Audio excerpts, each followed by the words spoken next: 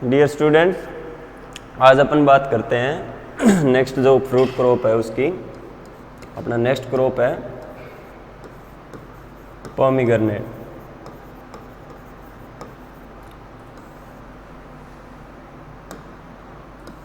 अनार के अंदर अपने मुख्य बीमारियां दे रखी है। वैसे एक तो दे रखा है मेजर, जो डिजीज़ की अपन बात करें तो मेजर डिजीज़ अपने होगी इसके अंदर बैक्टीरियल ब्लाइट। और बैक्टीरियल ब्लाइट अपने इस कोर्स में बैक्टीरिया की जितनी भी बार बात करी है मैंने, तो उसमें एक चीज़ फिक्स बता दिया कि अपने बैक्टीरिया का जो कोजल ऑर्गेनिज्म किसी को याद करने की ज़्यादा सोचने की ज़रूरत नहीं है। क्यों, अपने जो डिजीज़ होती है वो कौन से पैथोजन के बारे में है, पूरी की पूरी ज़ैंथोमोनास से रिलेटेड है अपने। ठीक है, ज़ैंथोमोनास जो बैक्टीरिया है इससे होने वाली है सारी की सारी जो इस कोर्स की डिजीज़ है वो। ठीक है, तो अब इसके अंदर देखो, एक तो बैक्टीरियल ब्लाइट, दूसरा है इसके अंदर लीफ स्पॉट्स ये बहुत सारे हैं इसके अंदर लीफ स्पॉट। उसके बारे में अपन देखेंगे कौन सा इंपॉर्टेंट है।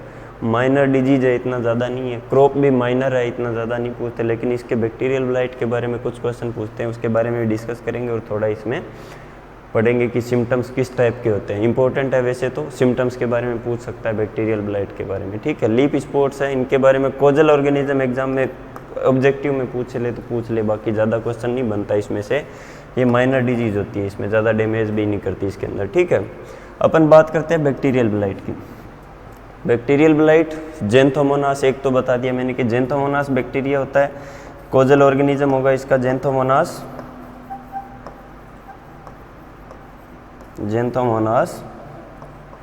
एक्सोनोपोडीज, और इसका जो पैथोवार होगा पीवी होगा इसका प्यूनिका ग्रेनेटम इसका जो नाम होता है, उस वजह से इसका नाम हो गया प्यूनिकी। अब जैसे सिट्रस का हो गया तो सिट्रा ही हो जाएगा, ओराइजा का है तो ओराइजी हो जाएगा। तो ये तो सिंपल सा है कि ज़ैंथोमोनास एक्सोनोपोडीज होगा। इसका कोजल ऑर्गेनिज्म, ये चीज़ पूछता है एग्जाम में, ब्लैंक्स में पूछता है कि bacterial blight of pomegranate causal organism पूछता है तो caused by dash dash dash किसके बारे में, तो इसका ये पैथोवार लिखना जरूरी है। ज़ैंथोमोनास एक्सोनोपोडीज तो होगा, लेकिन इसका पैथोवार जरूरी है इसके अंदर। ठीक है, अब इसमें बात करेंगे अपन कि सिम्टम कैसा होगा इसके अंदर। तो सिम्टम्स अब में देखेंगे तो सिम्टम्स में क्या करता है बैक्टीरिया, क्या बनाता है, स्पोर्स बनाएगा, लीजन्स बनाएगा। ठीक है, क्या बनाएगा, लीजन्स डेवलप करेगा। तो लीजन्स डेवलप करेगा तो इसके अंदर क्या होगा, जो इसका जो लीव्स या इसका जो फ्रूट, जो इसका सबसे ज़्यादा डैमेज होने वाला पार्ट होता है वो फ्रूट होता है। तो इसीलिए इम्पोर्टेंट होती है ये, जहाँ अनार का प्रोडक्शन वाला जो एरिया होता है, जहाँ अनार जो पोमग्रेनेट ग्रोइंग रीजन होता है उसके अंदर सबसे ज़्यादा नुकसान इसका 50-60% तक नुकसान हो जाता है, मार्केट वैल्यू डाउन हो जाती है। इसलिए इम्पोर्टेंट है, इसके लिए इसको पढ़ना ज़रूरी है। तो सिम्टम में क्या होगा इसके अंदर, जो फ्रूट, अपन किस पे बात करेंगे, फ्रूट और लीव्स जो होती है, सिम्टम्स किस पे दिखेगा, ऑन लीव्स और फ्रूट्स। ब्रांचेज पे भी दिखता है, मेनली इस पे क्या होगा, फ्रूट और लीव्स पे क्या बनेगा,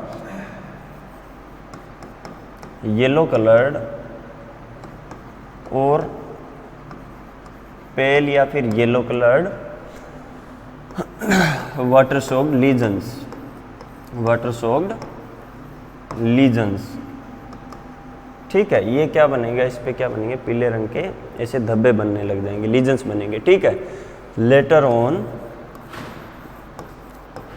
ऑन लीजन्स बिकम एनलार्ज और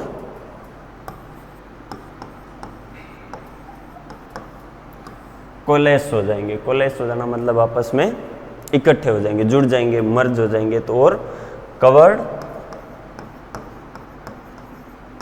लार्ज एरिया।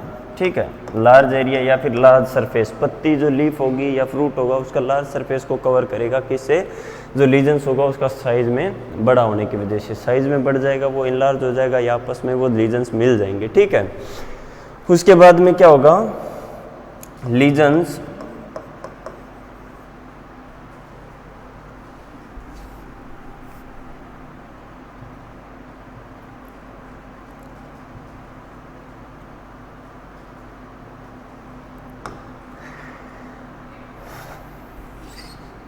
इसमें जो लीजन्स बनेगा इसमें sorry centre of lesions, later on क्या होगा, जो इसका सेंटर, जो इसका लीजन जो डेवलप होगा उसके अंदर क्या चेंज होगा, ठीक है, चेंज उसमें देखो, उसमें चेंज होगा centre of legion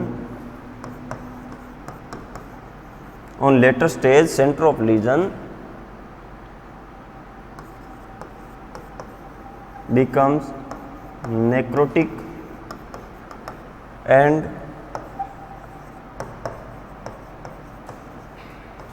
turned brown in color, यानी कि वो पार्ट डेड हो जाएगा। जो लीजन्स बनेगा, जो इस पे धब्बा बनता है, जैसे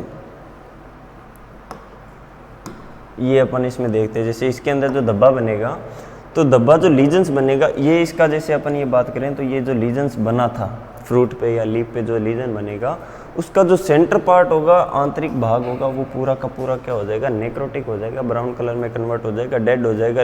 उसके बाद धीरे धीरे वो ब्लैक कलर में कन्वर्ट हो जाएगा। क्यों, डेड पार्ट होता है वो या तो ब्राउन कलर होगा, ब्राउन के बाद वो धीरे धीरे ब्लैकनिंग में हो जाएगा। ठीक है, तो ये इसकी लीजन जो बनेगा उसकी पहचान होती है। ठीक है, अब इसके बाद अपन बात करते हैं इस पे,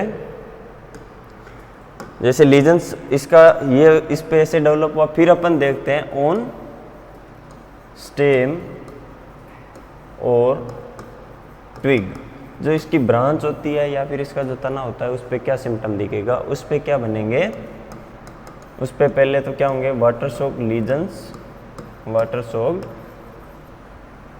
लीजन्स या brown coloured spot develop on stem और ट्विग। ठीक है, water soaked lesions develop on these part, इसकी बात कर रहा हूं मैं ट्विग और स्टेम पे। ठीक है, एंड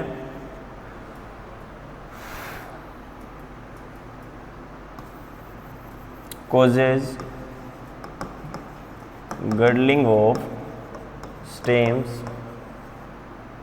and twigs, स्टेम और ट्विग्स होती है उसकी क्या कर देगा, गर्डलिंग कर देगा, एंड डिफोलिएशन यानी लीफ जो होगी उसकी धीरे धीरे जड़ने लग जाएगी, पत्तियां जड़ने लग जाती है। स्टेम की गर्डलिंग हो गई, ट्विग की गर्डलिंग हो गई, और ट्विग जो होती है उस पर पेटियोल्स जो होते हैं, तो सीधा अल्टीमेटली अपन बात करें तो क्या होगा, डिफोलिएशन हो जाएगा। ठीक है, डिफोलिएशन होना, पत्तियों का जड़ जाना। ऑन फ्रूट, फ्रूट जो होगा उस पे क्या होगा, फ्रूट की जो स्किन होगी, फ्रूट स्किन क्रैक्ड, फ्रूट की जो स्किन होगी वो क्रैक्ड हो जाएगी, उसकी स्किन क्रैक्ड हो जाएगी, और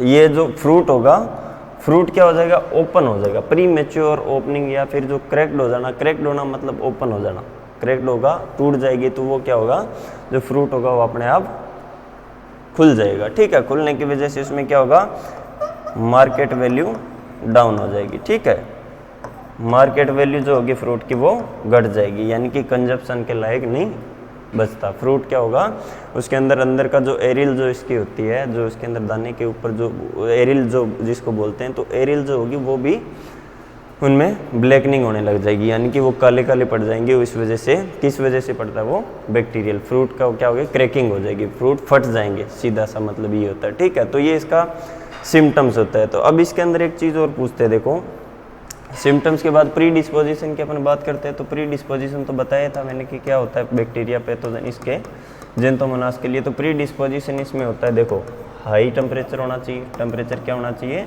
ज़्यादा, और रिलेटिव ह्यूमिडिटी भी ज़्यादा होनी चाहिए, दोनों अधिक चाहिए। तो टेम्परेचर की अपन बात करें तो इसमें 30 डिग्री और 35 डिग्री इसके लिए फेवरेबल टेम्परेचर होता है। तो इसमें इस डिजीज़ के लिए क्या होता है, इस बैक्टीरिया के लिए इसमें 30 डिग्री सेंटीग्रेड इसका फेवरेबल कंडीशन होती है, प्लस रिलेटिव ह्यूमिडिटी, यानी कि हैवी रेन होना, क्या होना, हैवी रेन इसका मेन कारण होता है। ज़्यादा बारिश की वजह से भी इसका इन्फेक्शन के चांसेस क्या होते हैं, बढ़ जाते हैं। तो ये इसका क्या हो जाएगा, प्री डिस्पोजिशन। और इसके बाद अपन इसमें बात करते हैं, तो इसके एक डिजीज साइकिल में अपन एक चीज़ देखते हैं, तो ये डिजीज फैलती किससे है, कि प्राइमरी इनोकुलम जो होता है वो किसके थ्रू फैलता है, थ्रू सीड, ठीक है, थ्रू सॉइल, थ्रू एयर, कैसे फैलता है। तो बैक्टीरिया जो होता है वो सर्वाइव किस में करता है, bacteria survive on twigs fruits, fruit यानी कि मतलब डैमेज पार्ट जो होता है इसका, ठीक है, और फ्लावर बर्ड्स जो होती है, फ्लावर बर्ड्स मतलब इन्फेक्टेड जो प्लांट पार्ट होते हैं, इन्फेक्टेड प्लांट डेब्रीज मतलब अनार का कोई भी हिस्सा, डिजीज जो अनार होता है उसका कोई भी हिस्सा जो होता है, कोई भी प्लांट था जिस पे इन्फेक्शन आ गया उसका कोई भी एक सिंगल हिस्सा, कोई भी पार्ट अगर सॉइल के अंदर पड़ा है तो उससे डिजीज फैलने के चांसेस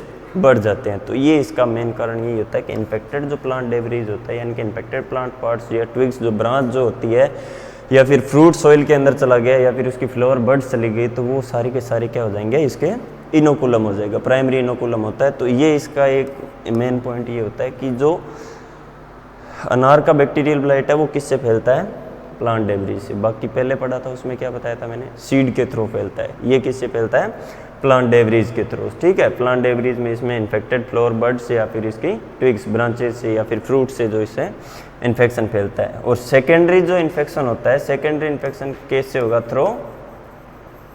थ्रो रेन और इरिगेशन की वजह से। अगर इसके अंदर रिंग मेथड अपन नहीं अपनाए, रिंग मेथड मतलब छल्ला जो विधि होती है, रिंग मेथड यानी कि उसके अंदर इंडिविजुअल प्लांट के बाहर ऐसे रिंग बना होता है, एक घेरा उतनी जगह पे पानी रहता है, ऐसे फ्लडिंग वगैरह नहीं करे तो इससे बचा जा सकता है। नहीं तो अगर अपने एक जैसा फील्ड है, फ्लडिंग से इरिगेशन दे रहे तो इरिगेशन के थ्रू फैल जाएगा, रेंज प्लेसेज, ठीक है, बारिश के साथ तेज़ हवा आती है तो उस टाइम में इससे इन्फेक्शन एक प्लांट से दूसरे प्लांट पे फैल जाता है। तो ये इसका मेन होता है। तो सेकेंडरी इनोकुलम भी क्या हो जाएगा, सेकेंडरी इनोकुलम तो अब देखो ऑर्चार्ड होता है, जो बागान होता है, तो बागान में सेकेंडरी इनोकुलम की बात करें तो भरपूर इनोकुलम होता है। अगर एक बार डिजीज आ जाता है तो उसके अंदर वही फील्ड के अंदर वही प्लांट जो होते हैं वो इसके सेकेंडरी इनोकुलम, क्यों पेरेनियल क्रॉप होती है तो पेरेनियल क्रॉप में इनोकुलम डेवलप होता रहता है। प्राइमरी इनोकुलम होगा वो सॉइल के अंदर रहेगा, या इतना बड़ा ऑर्चार्ड होता है अगर ध्यान नहीं दे कई बार तो अपने फील्ड के अंदर कोई भी डिजीज प्लांट खड़ा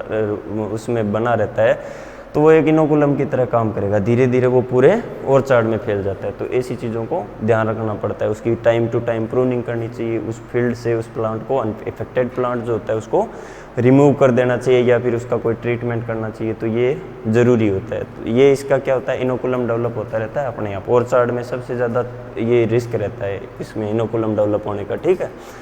फील्ड क्रॉप होती है उसमें तो सीजन टू सीजन उसको हार्वेस्ट कर लेते हैं, कई बार सोइल एक्सपोज भी हो जाता है, जैसे सन एक्सपोज भी हो जाता है कि उसकी डीप समर प्लोइंग कर देते हैं तो उस सीज़न में कई बार क्या होता है ये अपने मिट्टी को पलट देते हैं, मेन बात ये तो सोइल इनोकुलम के चांसेस कम हो जाते हैं। इस प्रकार से ऑर्चार्ड के केस में ये नहीं होता, क्यों, क्रॉप रोटेशन अपने इसमें नहीं बोल सकते। क्रॉप रोटेशन क्या रोटेशन करना, पेरेनियल क्रॉप होती है, एक बार अपने बागान को लगा दिया तो उसको लंबे टाइम तक उसको वैसे ही उसी प्रकार से उसको मेंटेन करना पड़ता है। वही अपने पास प्लांट होता है, उसी की ट्रेनिंग प्रूनिंग करके अपने उसी से प्रोडक्शन लेते रहते हैं, उसी से अपने उसका प्रोपोगेशन करते रहते हैं। तो ये इसका इनोकुलम डेवलप होने का मेन कारण क्या होता है, ऑर्चार्ड के अंदर जो अफेक्टेड प्लांट्स होते हैं वो इसका इनोकुलम का सोर्स होता है। दूसरा प्राइमरी सोर्स तो हो गया ये, दूसरा सोर्स हो गया अफेक्टेड प्लांट जो फील्ड के अंदर बना रहता है, और प्राइमरी में क्या आ जाता है, फ्लावर बर्ड्स या फिर उसकी अफेक्टेड पार्ट्स, ट्विग्स या ब्रांचेज जो पड़ी रहती है।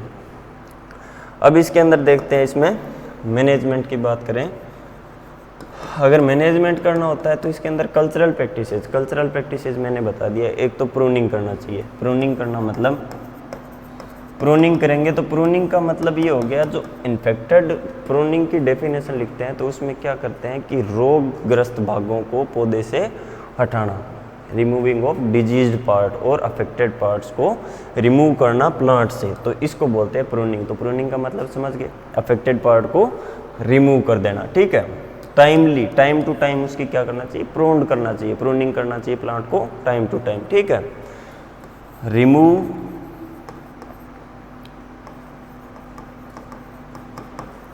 अफेक्टेड और डिजीज्ड प्लांट फ्रॉम फील्ड से अपने को डिजीज प्लांट को रिमूव कर देना चाहिए। सिंपल सा मेथड है, कुछ नहीं इसके अंदर। और इरिगेशन मैनेजमेंट करना चाहिए अपने को, इरिगेशन मैनेजमेंट रिंग मेथड अपनाना चाहिए अपने को, ठीक है। Irrigation management plus fertiliser management.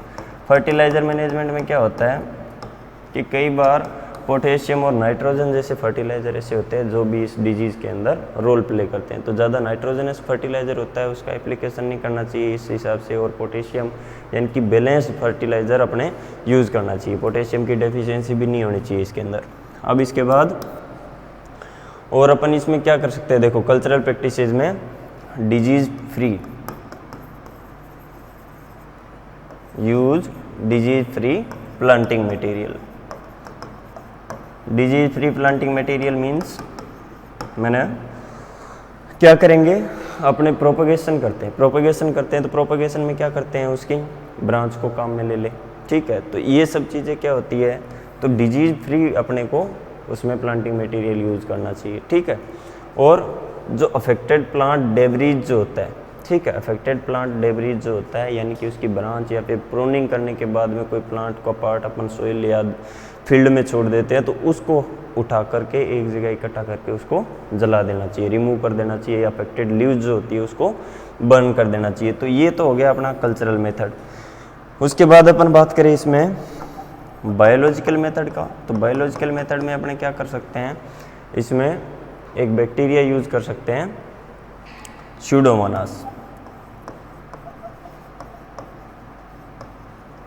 Pseudomonas bacteria को अपन यूज कर सकते हैं, इनको सोइल एप्लीकेशन या फिर इसको फोलियर में भी।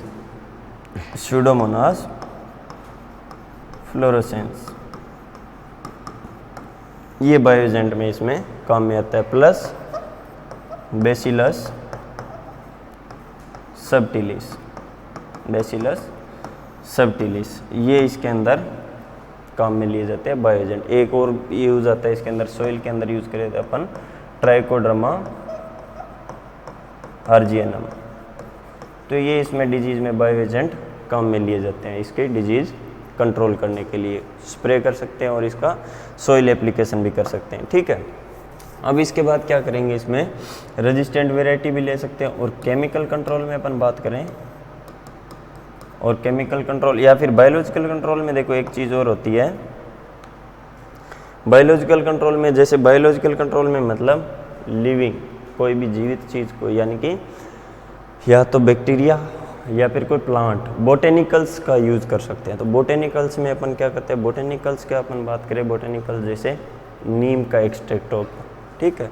बोटेनिकल्स में बात करें तो अपन केमिकल से पहले अपने बायोलॉजिकल में लिखेंगे, तो नीम का जो एक्सट्रैक्ट होता है उसको फोलियर स्प्रे में काम में ले सकते हैं, ठीक है।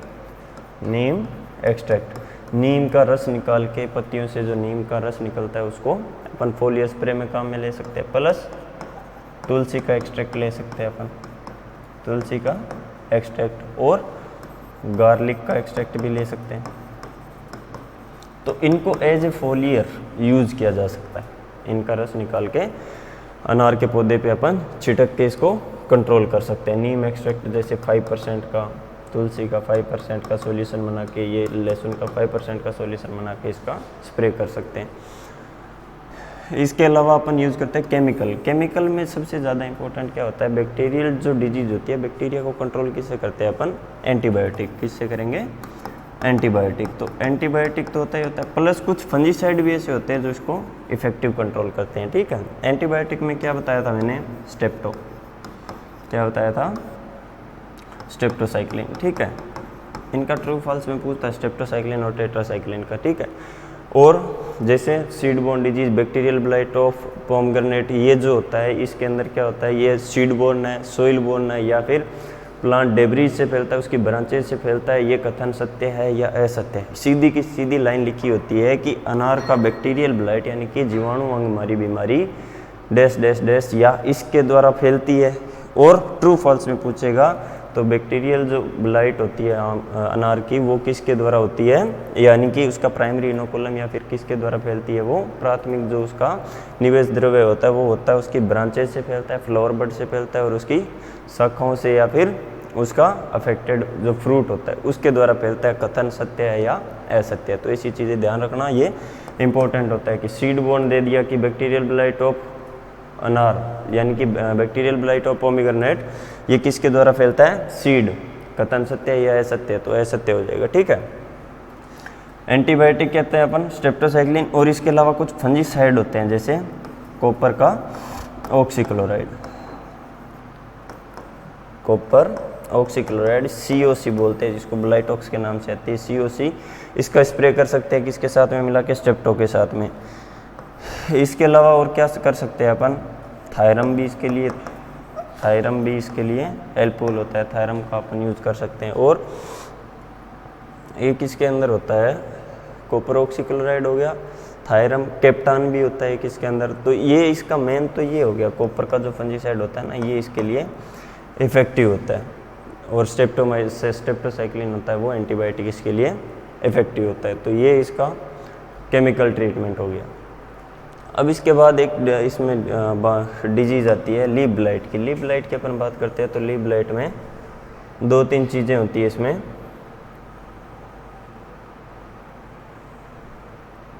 ये लीफ स्पॉट या लीफ ब्लाइट बोलते हैं। तो ये कुछ इसकी लीफ ब्लाइट को मेंशन किया था इसके अंदर, डिजीज़ लीफ स्पॉट्स हैं।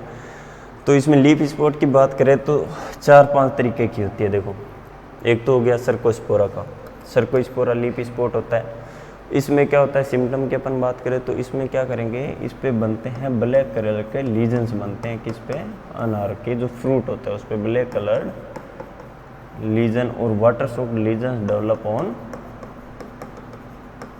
फ्रूट्स, ठीक है, और उसकी मार्केट वैल्यू को डाउन कर देते हैं। तो सीधा सा सिम्टम होता है इसका, ज़्यादा कुछ नहीं पूछते, अपने माइनर पढ़ना है इसको, थोड़ा थोड़ा पढ़ना है इसके बारे में ब्रीफ। उसके बाद एक दे रखा है इसके अंदर कोलेटोट्राइकम ग्लोइस्पोरिडेस, मैंगो का एंथ्राकनोज होता है वो भी इसी से ही होता है।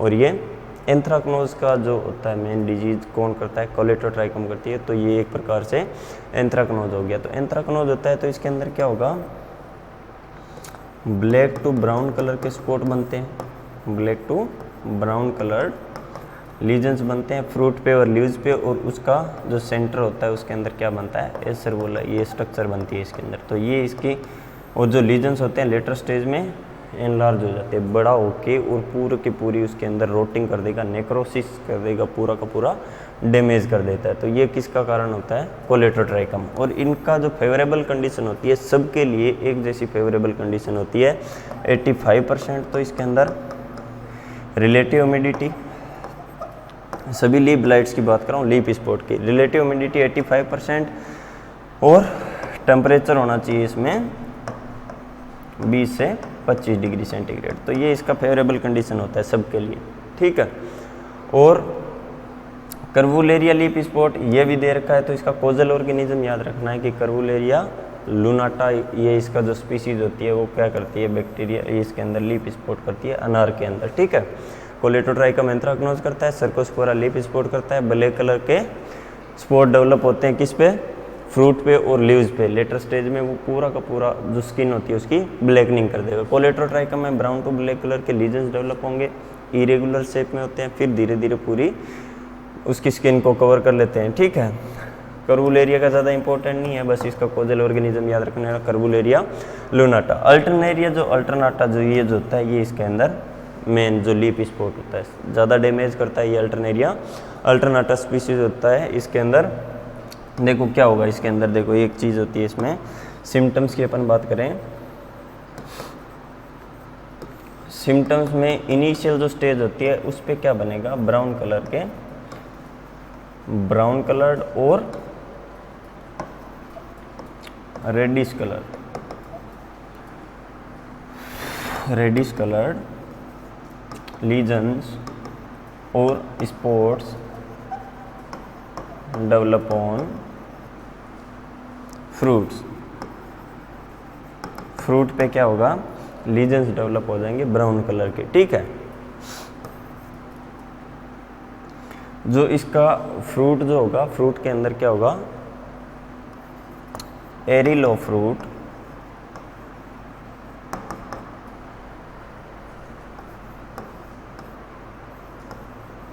becomes pale and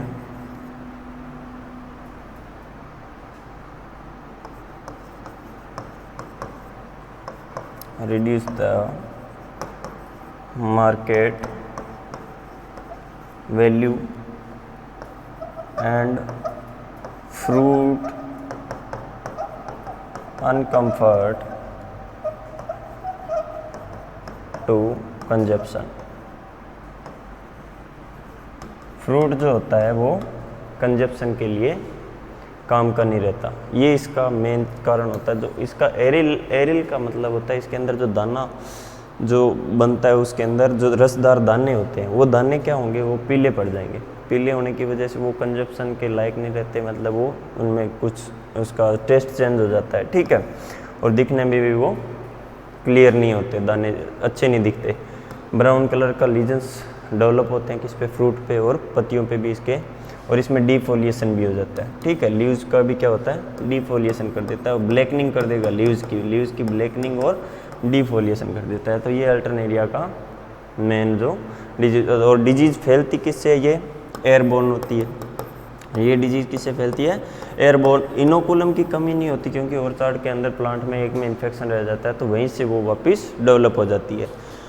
इसके अलावा क्या हो सकता है, डिफोलिएट जो लीव्स होती है सॉइल के अंदर, प्लांट डेब्रीज के अंदर चले जाते हैं तो वहाँ इसके अंदर इन्फेक्शन चला जाता है। तो एयरबोर्न डिजीज होती है, एयर के द्वारा इसका इन्फेक्शन फैलता है एक प्लांट से दूसरे प्लांट से। मैनेजमेंट में सबका मैनेजमेंट करते हैं तो अपन क्या करेंगे, इसका जो स्प्रे करते हैं वो किसका करेंगे, मैंकोजेब का।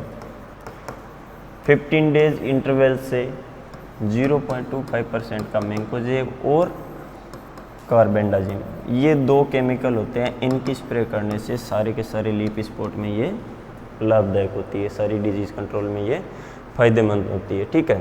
इसके अलावा न्यूअर ग्रुप होते हैं फंजीसाइड के, वो ज़्यादा अपने एक बार ये पढ़ लो न्यूअर ग्रुप का, अपने लिखे इसमें। तो न्यूअर ग्रुप में कौन कौन से फंजीसाइड इसमें काम में आ सकते हैं लीफ स्पॉट में, एक डॉक्सीस्ट्रोबिन होता है, टेबुकोनाजोल होता है,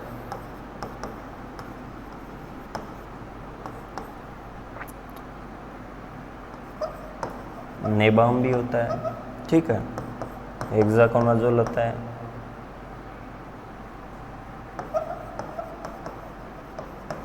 तो ये क्या होते हैं, ये सारे के सारे फंजीसाइड होते हैं। ये किस में काम में आते हैं, लीफ ब्लाइट और लीफ स्पॉट के अंदर। कॉमन जो है वो मैंकोजेब और कार्बेंडाजिम, इनकी स्प्रे करने से अपने इस डिजीज़ को कंट्रोल कर सकते हैं, ठीक है। तो ये तो हो गया अपना अनार का, लीफ ब्लाइट, लीफ स्पॉट जितनी भी है, इसको एक बार इसके कोजल ऑर्गेनिज्म याद कर लेना जो मेंशन किए मैंने, इसके बारे में पूछ सकता है। बाकी बैक्टीरियल ब्लाइट अपना इंपॉर्टेंट है, एक ही अल्टरनेरिया ब्लाइट को, इसका कोजल ऑर्गेनिज्म अल्टरनेरिया अल्टरनाटा जो होता है अनार के अंदर लीफ स्पॉट करता है या लीफ ब्लाइट करता है, ठीक है। नेक्स्ट अपन पढ़ेंगे खजूर की डिजीज़। Okay, thank you.